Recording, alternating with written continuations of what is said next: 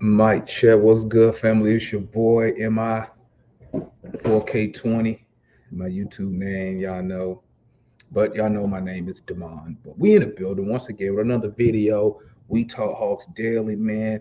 Shout out to everybody who checking the videos.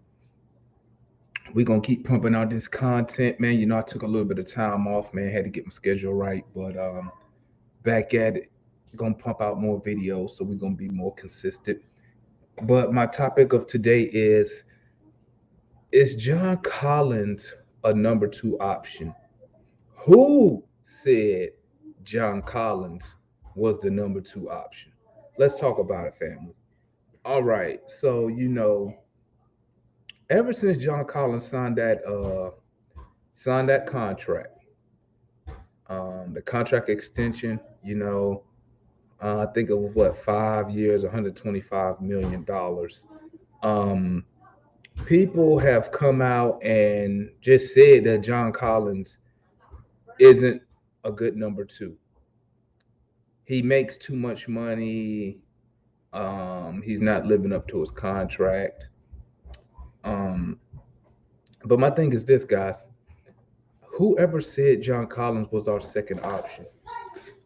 No, I listen. I'm a die-hard Hawks fan. This is not some Hawks fan who just decided to follow the Hawks since Trae Young got here. I've been with this team for a long time.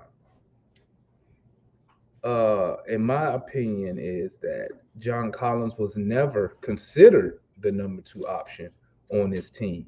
Okay. Um, you look at last year. Last year was a contract year for John. And John, and this is according to the general manager, sacrificed his numbers in order for the team to win. Okay.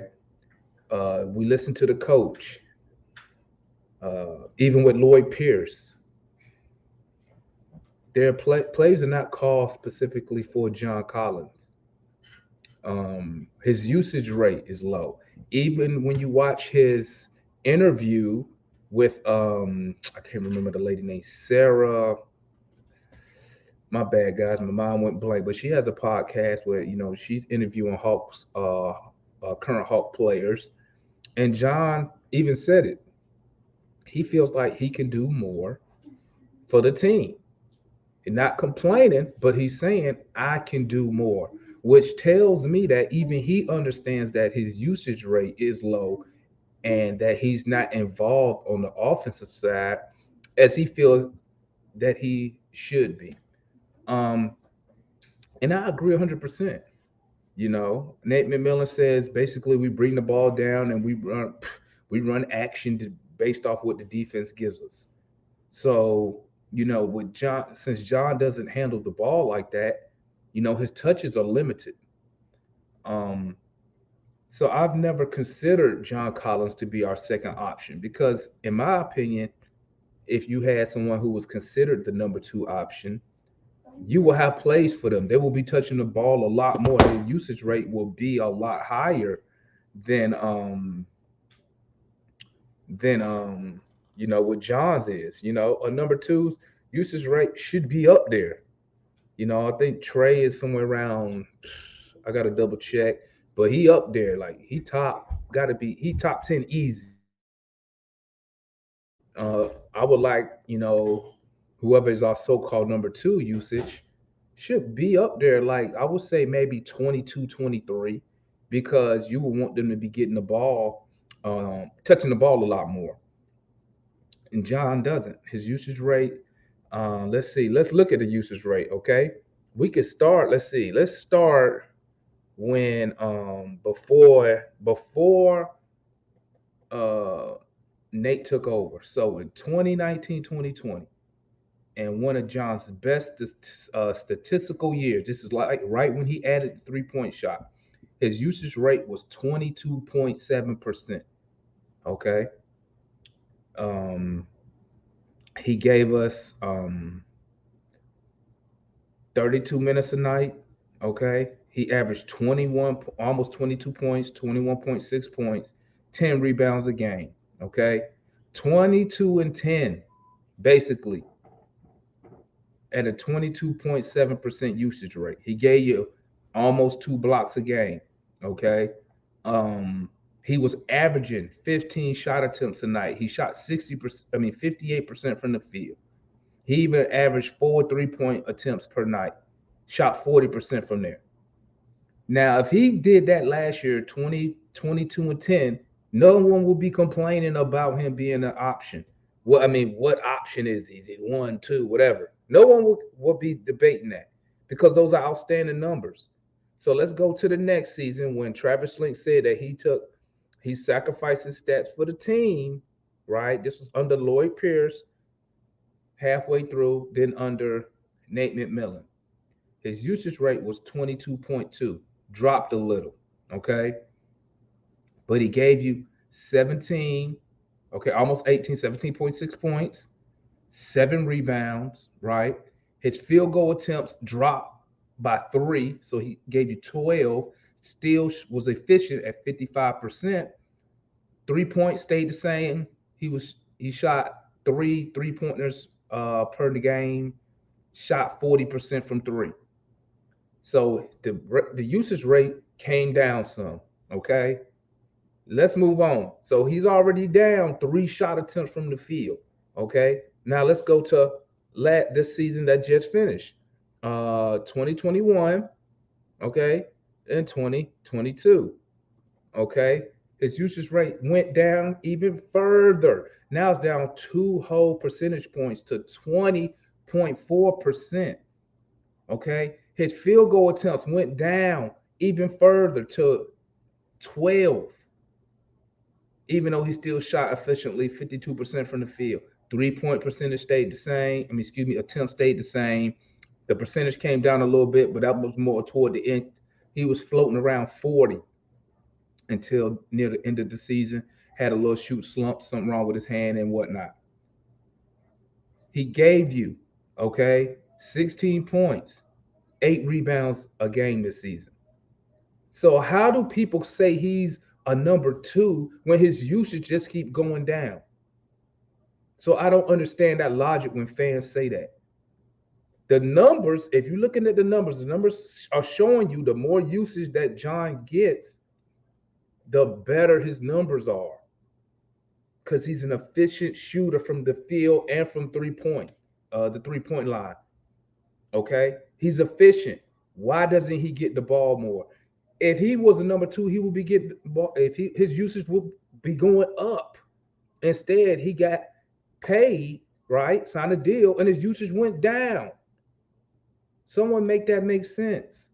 But still people complaining. He isn't a number 2. He ain't even getting used enough to put up the what he was giving us 2 years ago, the 21 and 10. Because the usage is going down, down, down. But y'all want more production. I don't understand. Usage go down, but you want his production to go up. That don't make sense, guys. Last year, bogey usage was way higher than that. Bogey was like 21, 22%. But I don't hear nobody saying nothing about Bogey being a number 2, even though he took more shot attempts from the field, more shot attempts from 3, and his usage rate was higher than John. You understand what I'm saying, family? So this number 2 notion that I don't know who put on John Collins. Maybe the media, maybe it's some Hawk fans. I think fans put it on him because he signed a contract. Because if he was giving me what he gave me last year, 16 and 8, 52% from the field, 36% from 3. If he gave me that and he was making 15 million, y'all wouldn't be saying nothing about John Collins. Nothing. But since he signed that contract at 25 million, what was it, 5 for 125, I think it was. Since he signed that deal, now here come everybody out the woodwork. He isn't a true number 2. He not getting used. Even if we said he was the number 2, his usage doesn't show that. Then you can't argue the numbers. His usage is not showing that. And I know you're gonna bring up, well, if he could handle the ball and woo woo woo woo. That's not his job to handle the ball. You know what you're getting with John. You know exactly what you're getting. The debate is about his usage. I know, fans know, coaches know what he can do, what he can't do. So you use that to your advantage. You play to his strengths. Point blank, period. So in my opinion, well, in my eyes, I've never looked at John Collins as a number two option. You know what I'm saying? Never looked at it because we are so Trae Young dominant that it's basically Trae and whoever he gets the ball to. If he get it to Kevin, if he get it to Bogey, Gallo, if they got an open shot, they're gonna take it. It's not like the ball touches everybody before we shoot it. So that notion that John's not a number two, I never put a number on John anyway. One, two, or three. So in my opinion, and according to the numbers I'm looking at, the coaching staff must don't think he's the second best option, or he would get way more usage. Bogey got more usage last year than John did. That's facts. You can't debate that. Bogey took way more shots from the field than John. That's facts. Numbers, look it up. Bogey took way more three-point attempts than John. That's facts. Look it up. So why nobody on Bogey saying this dude's not a number two option? If you're just going by the numbers, we know Bogey ended up coming off the bench, which I like him coming off the bench because he's way more aggressive than he was as a starter.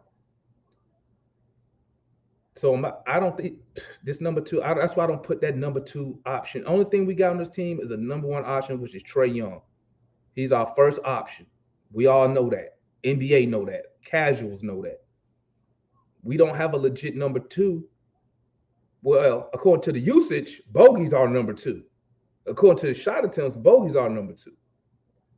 So stop trying to put that label on John and try to use that against him as why we should trade him. Because that's all they have. That's all they have. Which is hilarious because as a lifetime Atlanta Hawk fan, you rarely hear a player say, I want to be here. Even when we was losing last year, the year before that, I want to be here. You rarely see that. Some show me the last time before Trae Young, somebody said, I want to be in Atlanta. I want to win the championship here. You rarely find that, family, as an Atlanta Hawk fan. Trust me, I know. I've been rooting for these dudes. Let me tell you something, guys. I'm 45 years old. I've been rooting for these dudes my whole life. Well, this organization my whole life. Okay? You can name the people on your hand who say, I want to be an Atlanta Hawk. And you gotta respect that because there ain't too many people who say they want to be here, say they want to be a part of this basketball club. You gotta respect that. Now, could we move John? Could be. We could. Is John Collins an MVP, an NBA All-Star? No. Could we move him for an All-Star? Maybe you could package him. But what? Don't bring up no Jeremy Grant. That dude won $100 million. And what is he gonna give me that John don't have? You could take away the ball handling. He don't shoot better than John, right? Look it up. John has added something to his game every year he's been here. I remember when John came here, he didn't even shoot 3-pointers like that. But like I said, let me get back on topic. To me, I never put a label on John. I look at John Collins. In my opinion, I look at him as one of the leaders of the locker room. I mean, he only been here 5 years, and he's our elder statesman. That's how young this team is, and I think people forget that he's our elder statesman. I think I as a lifetime fan embrace people who want to be in this organization. And let me keep it real. I got to keep it real. He was saying that before his contract year. So I ain't gonna sit here and say he was just saying that because he wanted to get paid. But as an Atlanta Hawks fan, we got to stop this hate on John Collins. Unless you got the stats to back it up. And I'm looking at the usage rate. It's your boy, man. Comment, like, subscribe, share the video, talk to me. Let me know what your thoughts is on this. It's your boy, Damon, MI4K20. Y'all know what time it is. Salute to everybody. We Talk Hawks Daily. Make sure y'all tap in, man. It's your boy. I'm